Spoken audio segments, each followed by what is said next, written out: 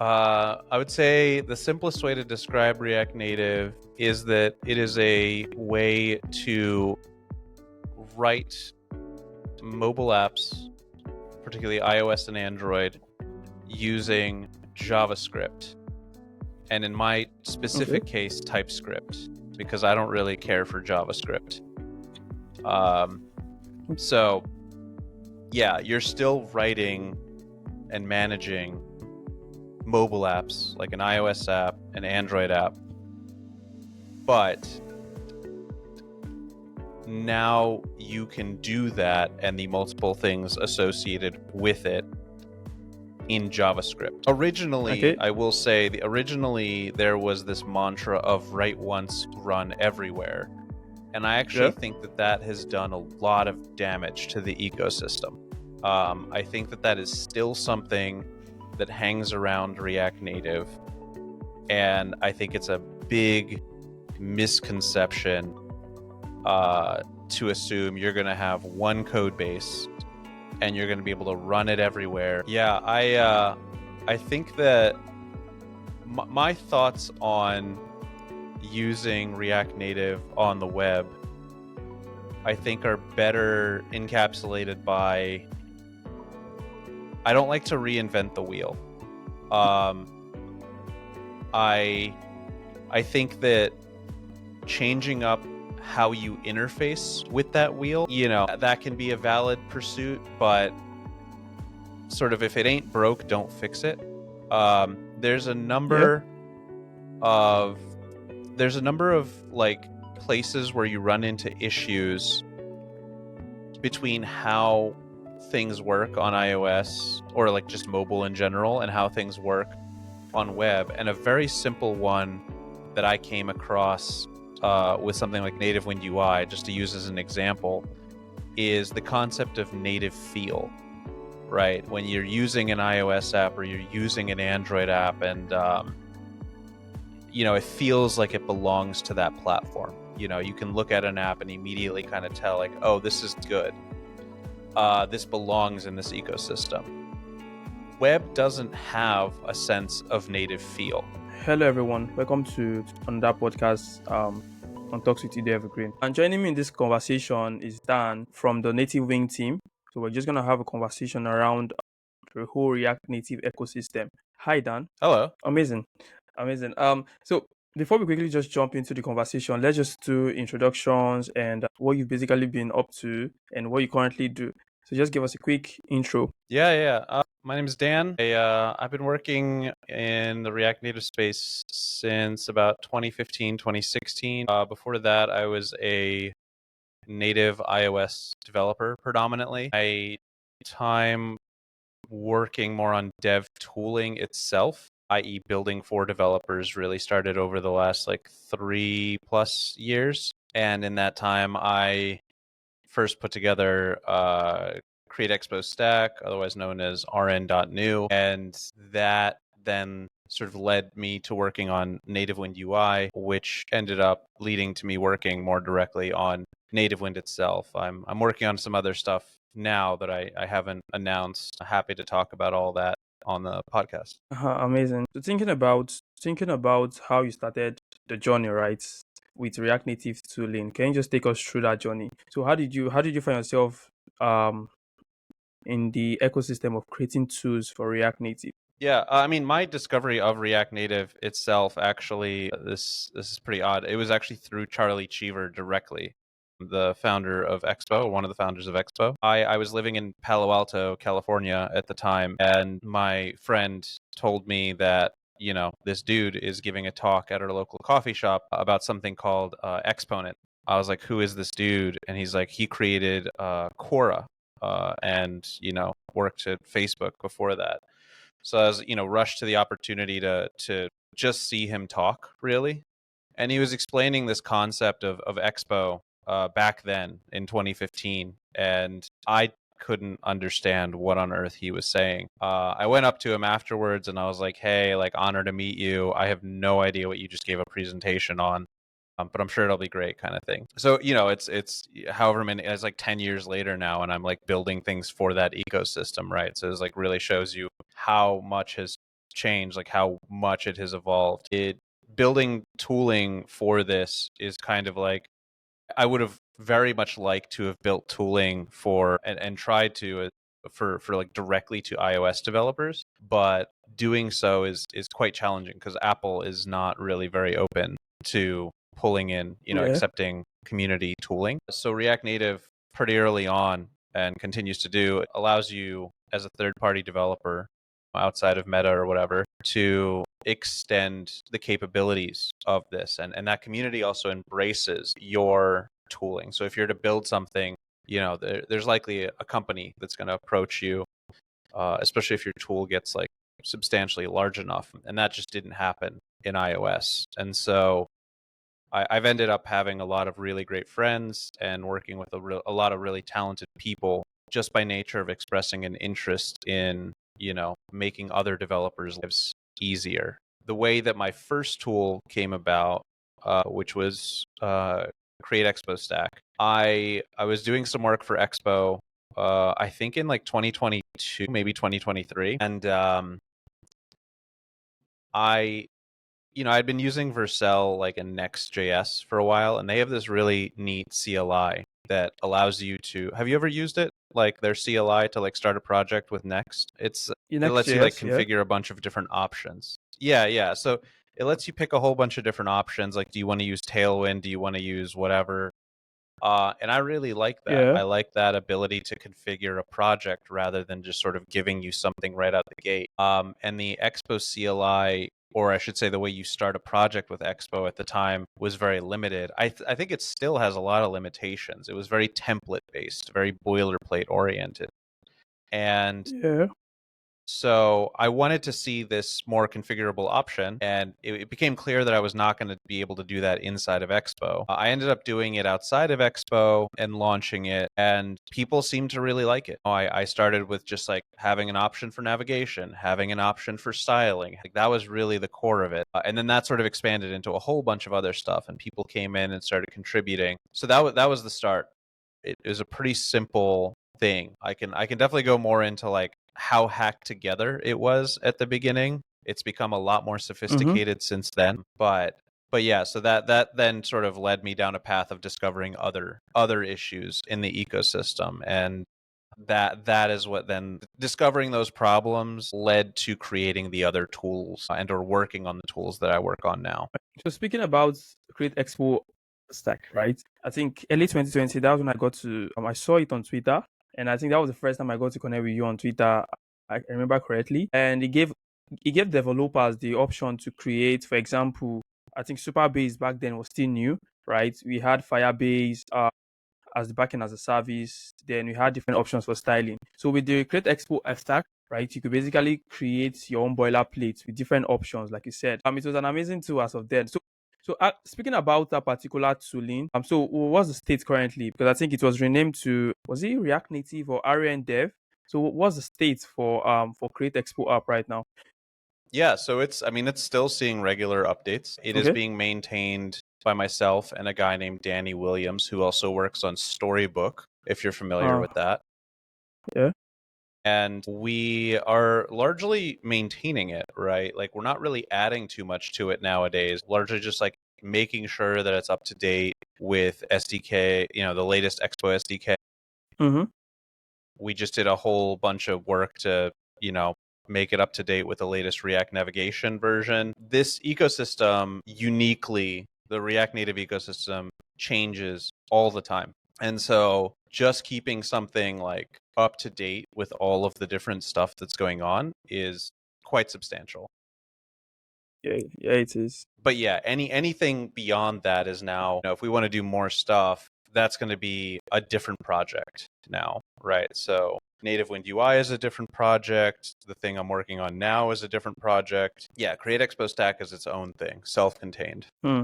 Amazing. Okay, so you said you guys actually don't have any plans to like maybe add new stuff or maybe extend the already existing features. So do you mean if there's a new, let's say for example, there's a new database as a service right now? Because I think Create Expo Snack actually supports Superbase and Firebase, right? For the database back then. So Do you mean if there's a new database, maybe that database as a service, right? Are you guys gonna integrate that into the existing Yeah. tool, or you're just gonna leave it at what it is right now? I mean, even the current way that the database stuff is set up is really just, it's mostly configuration rather than actually standing up a database for you. Funny enough, that actually inspired one of the tools that I'm working on now with a friend of mine, but well, I'll talk about that at like some other later point. The If a new database came out today, I likely wouldn't add a configuration for it in Create Expo Stack. More so, people have offered to pay for an opinionated version of the product, which I did do for a second, but it's just too much work, frankly. Making something that is effectively like boilerplate. And you see a lot of examples of this in the ecosystem, like Tamagui Takeout. Mine was called was it Ship RN? A lot of things that took inspiration from Mark Levine's Shipfest. All of those things take a tremendous amount of effort to maintain, and I just don't think are worth the time. So I pretty quickly abandoned working on an opinionated take on Create Expo Stack, despite the fact that it would let me do a lot more. Because a lot of the limitation in Create Expo Stack is the more you add, the more you want to support, the more code you have to write. And yeah, so I didn't want to do that. The opinionated option gave me the ability to limit how many things I supported, but it still was just too much work. Something like NativeWind UI is a lot more contained. You draw your Mm-hmm. boundaries first and you say, this is my lane. This is the area in which I'm going to do really, really well. And I'm just going to assume that my users are using the things I need to do that. And I'm assuming that they're going to handle the problems that go outside of the lane of the product I'm working on. So no, there isn't not a plan to further extend Create Expo Stack, whether at it as a product or sort of as a companion product or anything like that. Okay. Okay, amazing. Listen, okay, I needed to ask that question just for people that are interested or people that make use of Expo Stack, um, and if they're looking forward to maybe any development from the team in the coming future. Amazing. Jumping into the conversations where we here currently, right? We just want to talk about React Native ecosystem. For people that don't know what is React Native, right? Let's just start from the basics. 50% of people listening to this episode, right, definitely know what React Native is. The other 50% may have heard about it or they might have come across it, but they might haven't used it maybe in production or to build a demo project, right? So just take us through the basics. So what is React Native?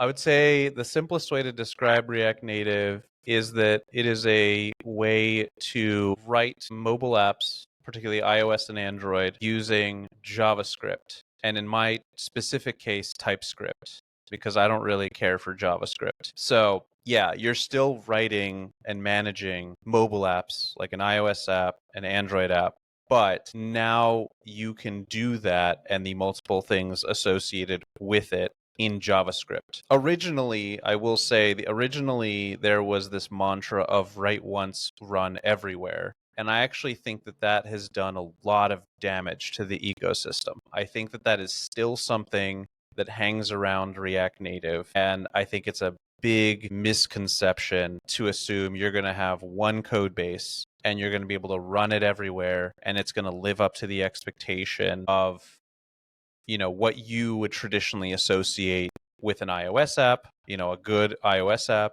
a good Android app, and obviously Expo now and a couple of other folks are wanting to add web into the mix, which further complicates things.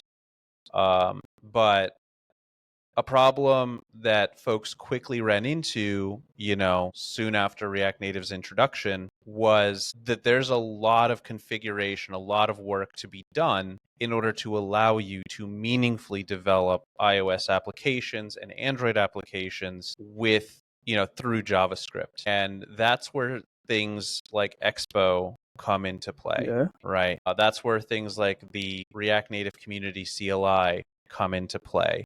These are all just opinionated ways of using React Native. Does that make sense? Yeah, that makes a lot of sense. So speaking about the idea about around React Native, where it says write once, use everywhere, right? So what do you think about React Native Web? So, for folks that don't know what React Native Web is, right? Yeah. I think it's just a way to maybe use the same code base, right? You're currently using for your React Native app, just to render it on the web. So what do you think about React Native Web and that adaptation with developers currently? Yeah, I think that my thoughts on using React Native on the web, I think are better encapsulated by I don't like to reinvent the wheel. Um, Okay.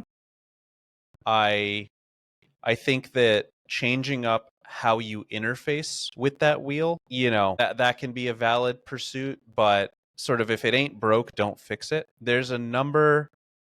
Of there's a number of like places where you run into issues between how things work on iOS or like just mobile in general and how things work on web. And a very simple one that I came across with something like NativeWind UI, just to use as an example, is the concept of native feel, right? When you're Mm, using an iOS app or you're using an Android app and it feels like it belongs to that platform. You can look at an app and immediately kind of tell, like, oh, this is good.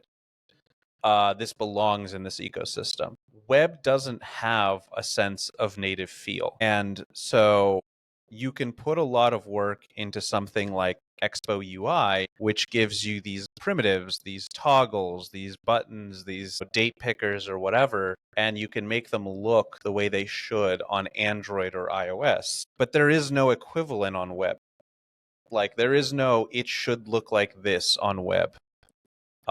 So you will end up having to make certain decisions that I think a lot of people in the web ecosystem or in general will disagree with. And you'll just have to make peace with the fact that, well, this is your opinionated take and there are other opinionated takes. So I find a lot of issues with that in the approach of applying React Native to web, to the extent that I've effectively kind of chosen to avoid it as much as I mm-hmm. can. I'm still very much in the camp of like, I use React Native purely for iOS and Android, and then I Okay. use things like Next.js for web.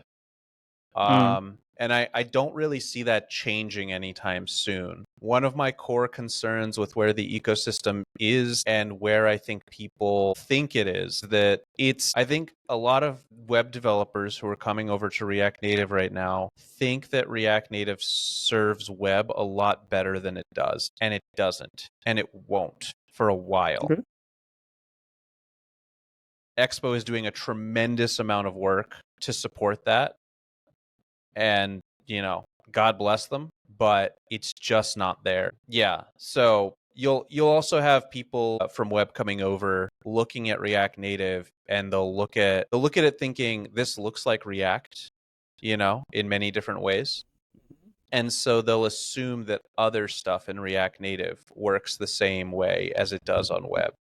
And they're pretty much, once you move past state management, everything is different for the most part Yeah. between React Native and React. And so it's just this sort of line of disappointment. And that's really what brings folks to things like NativeWind UI or even Expo for that matter, right? Expo Router specifically, Yeah. because folks from web are used to file-based routing, right, from Next.js. They're Yeah. used to using their project's directory structure to represent how someone would navigate their website. And so Expo Router provides them that in the React Native ecosystem. That's not something React Native provides out the gate. But again, you're setting their expectations that everything else works the same way. Expo will continue to work very hard to realize that dream, but we're not there yet. I don't understand how React Native expects to cover everything that the web supports, frankly. Yeah. Yeah. Yeah. And their solution in the meantime is stuff like DOM components. Basically wrap it in a web view and slap it in your app, Yeah. and then have that serve as Uh-huh. sort of a transitionary phase until you either rewrite everything or better tooling comes out. But yeah, I just don't like it. So personally, I keep them separate for now. Okay. Cool. So that brings us to the React. I think the React strict DOM, right? So I think the React strict DOM. Yeah, the React strict DOM basically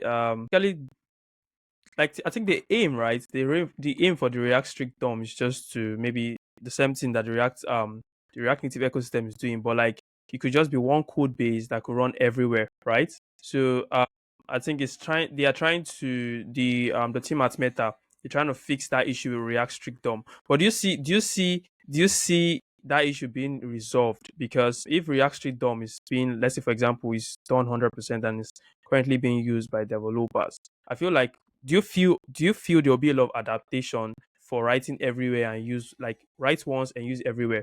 Just Joe, what do you think about that? I think it's meaningful to think about it from the perspective of what would it take for it to Hmm. work.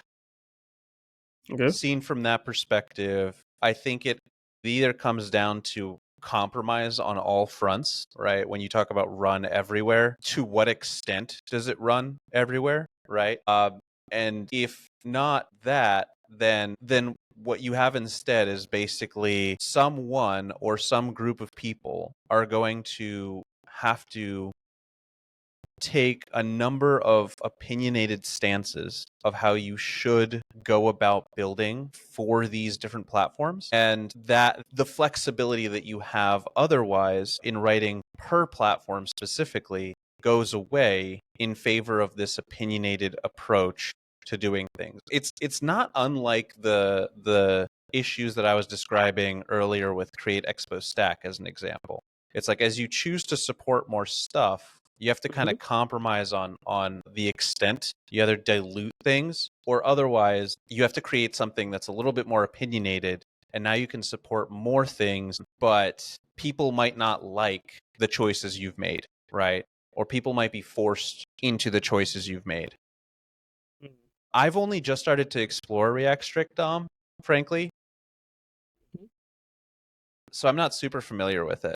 But Uh-huh. I would venture to guess that this is something that they put a lot of thought into. I'd love to see there being support. Like, I'd love to be able to say, hey, I can write a web application, a desktop application, iOS, Android, all with React Native. But I just don't see how that is possible to the extent that I like the quality that I want to hand off when I build applications like this. I don't understand enough to be able to say how that would be possible. But maybe there are people out there who better understand the path forward to that future. I need the extensive support of what I can do on the web to do the stuff that I want to do on the web. Similarly, I need that on mobile. And there was a version of Expo a couple of years back that didn't support that. And then they changed it, and now it does support it. And even still, there's stuff that I want to do that isn't supported by them. So you have to reach into the native code, or native Yeah. configurations and make those changes yourself. Yeah. Yeah, cool. Yeah, cool, cool. So I think for the React strict DOM, right, like you said, it's still kind of new, and I'm really looking forward to see what the team, like, what they really want to like do with that, and how much the adaptation, right, and how much the developers or the React Native ecosystem is going to adapt that particular approach. So speaking about React Native now, again, so when do you think developers should not use React Native? So in what scenarios have you seen in your experience as a developer, as a tool engineer, when not to use React Native? Frankly, I think one, if you don't know JavaScript, you probably shouldn't use React Native. If you're not familiar with the ecosystem, you're not familiar with the patterns. Like, it is different. I think I was trying to say whether, like, if you're going to support only one platform, you shouldn't use it. But the entire reason that the driving force behind which I learned React Native was because I vehemently refuse to learn how to write for Android. And React Native through the years has served as a way for me not to have to write any Android code by just writing React Native code. If you're just trying to write a web app, I also wouldn't recommend React Native. I think on the whole, also, there's a larger statement here to be made about React and React Native. They do a lot of good, especially the more you learn about the history of people writing things for the browser. But React and React Native do not do a great job of preventing you from screwing yourself over very quickly. I have seen some of the most heinous code right out the gate from folks jumping into React or React Native, and then they assume these problems are inherent limitations of that tooling. But really, it just comes down to their lack of understanding of how to work with those tools. And I think the best tools I've ever used, regardless of how much you understand about how they work, they they make it easy to do the right thing, and they make it really hard but not impossible to do the wrong thing.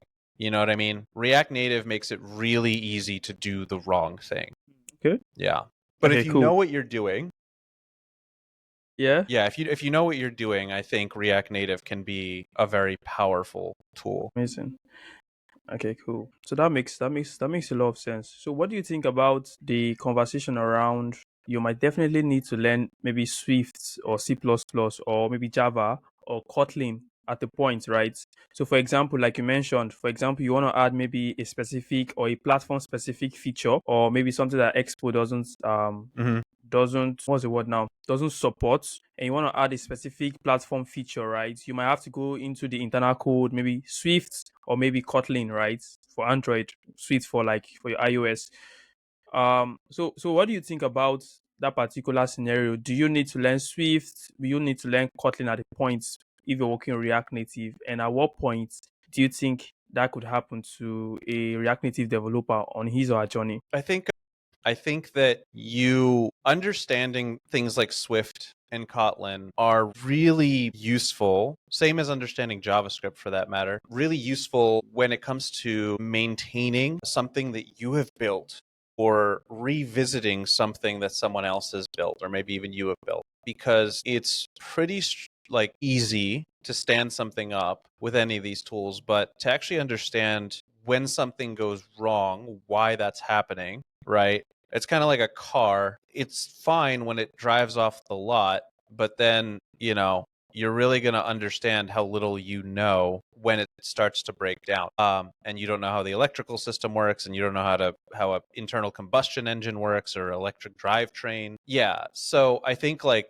you're probably, especially with the new architecture, you're probably not gonna need to understand them because everything basically goes from your JavaScript code that you write to C++, and then that goes on to call like, Kotlin or Swift or maybe Objective-C or Java, whatever. But in the situation where you do, it really it serves you to understand how those languages work. Although I understand it's a lot of effort to keep up with that. I myself, I don't know the latest version of Swift. I know the version of Swift that I wrote, what was it, like 7 years ago, 8 years ago? And it's probably changed a lot since then. Okay, can you hear me now? Mm-hmm. Okay, amazing.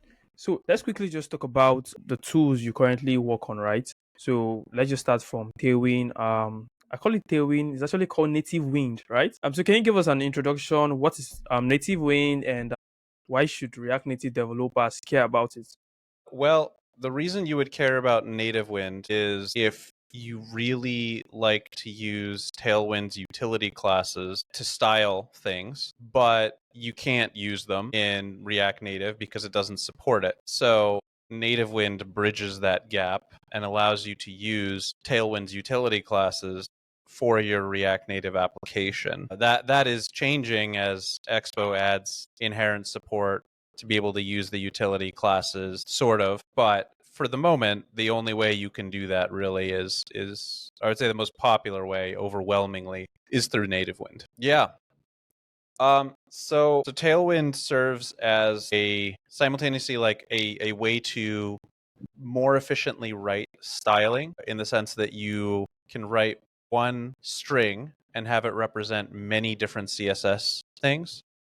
Um, so you're writing less code in general, but it also serves as a design system. So in using Tailwind to style your application, you are subscribing to an opinionated way to handle styling in your application, like across it. And you can, what's interesting about Tailwind is that you can understand as much or as little about it as you'd like, and it'll still kind of work. So other CSS or other styling options that I have seen require a proper full understanding of how their solution works in order to use it, and or they handle a subset of like these problems to different extents. Maybe you don't like the way that you specify styles. Yeah, I ran into this problem with, oh god, what is it called? Styled components, I think it's called. Yeah. I just do not like the approach. So Yeah. Tailwind gives me a pretty clean way of thinking about this stuff. And it provides a default out of the box as far as what the styles are configured to be. Gives me the freedom also to change that theme as I see fit. NativeWind does the exact same thing, because it largely is just a wrapper around Tailwind. So you adopt Tailwind as the flavor, and you adopt it as well as the way you're going to handle styling within your React Native application. Okay, amazing.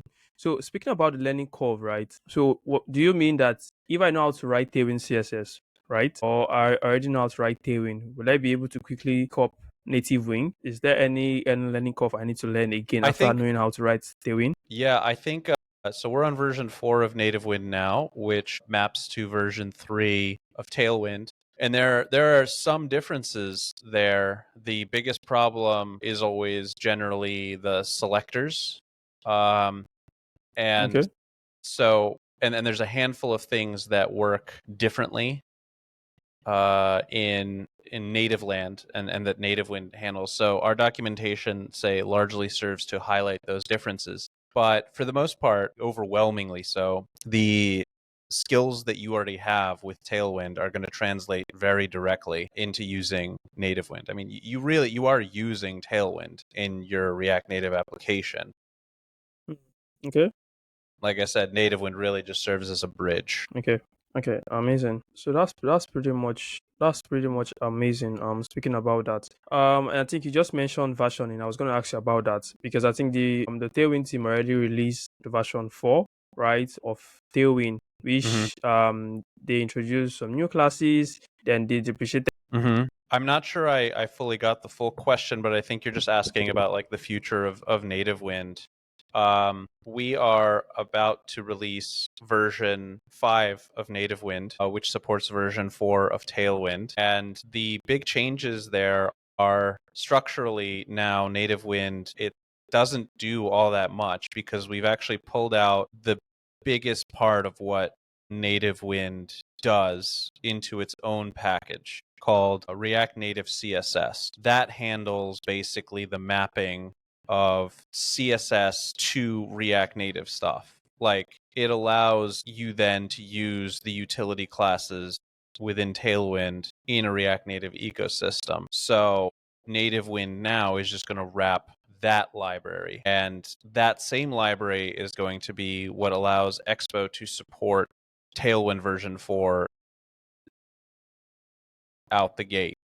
So when we now work on NativeWind, it's going to be minor changes to the package, to the repository of like actual NativeWind itself. Okay. No more real breaking changes. And then the majority of the changes and updates and maintenance will be oriented towards React Native CSS. Yeah.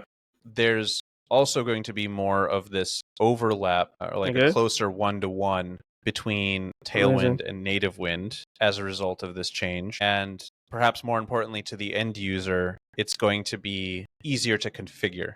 It's just going to require less configuration to use Tailwind inside of your React Native application due to this sort of separation of concerns. Okay, amazing. So speaking about NativeWing UI, right? So can we just touch base on that? Mm-hmm. So is it component library or is it just like maybe like ShadCN or what exactly was it? Okay. I would say, I haven't thought about this in a long time. how I would categorize it. I would say that it's definitely less a component library. It's certainly boilerplate in a lot of ways, but I would say it's probably closer to ShadCN uh, in the way that it is structured and what it offers. NativeWind UI is a straightforward and perhaps easy way to implement native feeling experiences in your React Native application, specifically your Expo application, specifically your Expo router application, Okay. without having to write all of the code that is currently necessary to do so. So we're going to put in the effort using, remember I was telling you about that like design system that Tailwind kind of imposes upon you when you start to use it. So Yeah. using that design system, we're going to select for the fonts and the colors and the, all of this, all the different properties to ensure that when you put that code into your project, that it looks and feels native. Typically because it actually is. Like we're actually hooking into the native components for this stuff. So it's, in our experience, because I work on it with Zach Nugent, who's also responsible for React Native reusables, which Okay. properly is ShadCN for React Native. In our experience, building actual native experiences within React Native is really painful. Takes a lot of time, and we just didn't understand why that was necessary. We wanted to stick to Tailwind as a way to express that native feel. So that's what NativeWind UI aims to deliver. I would say the bulk of the value is one in the templates that we provide. That's like the messaging flow, authentication flows. There's more coming actually. And then the other thing, which I think is the biggest value add, is that we keep it up to date, right? Like I said, React Native changes a lot. Evidently, sometimes Apple changes a lot. And rather than you having to worry about keeping your stuff up to date, we do that for you, which is why it commands such a high price point. But you can do it yourself. Okay. NativeWind arms you very heavily to be able to do that by yourself. Okay, amazing. So that's pretty much cool about native Win UI, right? Let's just talk about your forthcoming projects, right? So I don't know if it's available for like maybe just for discussion or maybe just some teasers of what you're working on. And because I think you mentioned at the beginning of this episode, right, that you're working on new projects, which is not out yet. Can you just give us some spoilers of what we should expect from you? Yeah. I've been working on something called Plugin Pro with Yatsik of Unistyles. Uh, I The basic premise of that product is that when you want to make changes, like configuration changes to your iOS and Android projects, which kind of happens sporadically, but for people who work in React Native a bunch, it's a pretty frequent need. It is quite painful to have to make these changes to native files. And so Yatsik and I have sort of rethought how to go about building these plugins. And we are providing a way to do that through a fundamentally like ground up redone approach. To clarify a little bit further, when you have a React Native project and you want to implement some opinionated changes to it, like maybe you want to add Bluetooth support or camera support. In fact, much of like Expo's own changes are these sort of Mm-hmm. automated changes that they make to your project, based off how they think it should work. So they'll include a lot of different stuff right out the gate. They do that by automatically configuring various different native files to add support for those things. If you're doing this in iOS, if you have like a native iOS project, native Android project, you're still doing the same thing. You're largely just doing it manually. The biggest pain point with config plugins then is that if you open up a project that someone else was working on, especially if they were making native changes, you might try to run that, and even though it runs for your friend, your coworker, it might not work for you. So Expo came up with a product called, well, I guess they offer something called continuous native generation, which allows you to write scripts called config plugins, which coordinate these changes in a systemic, consistent way. It's a great offering. Developers love it, but writing these config plugins is a horrendous experience. So Yatsik and I took a step back, reevaluated why that is. Why is it so painful to write these things, and have implemented a way to do so that is much more elegant and intuitive. That should be launching sometime in September. Amazing. Yeah, amazing. So we're definitely looking forward to this new tooling. Okay, so cool. So for this particular episode, we've talked about all things React Native. We've touched different bases when it comes to tooling, when it comes to NativeWind. We've talked about native UI, NativeWind UI, and we also talked about the projects that Dan is currently working on and the ones he already has in the market currently. Amazing. Just for like wrapping up this episode already. So what do you think about the future of React Native? Right? So do you feel like the React Native future, it has a very bright future? What exactly do you think about it? I think it has a bright future ahead of it. I think that a lot of really talented people are putting in a tremendous amount of work to make it a more viable choice for building applications across different platforms. I think its strongest aspect is the community, that changes that are proposed by folks who use it see realistic, implementation merging directly to the React Native core library.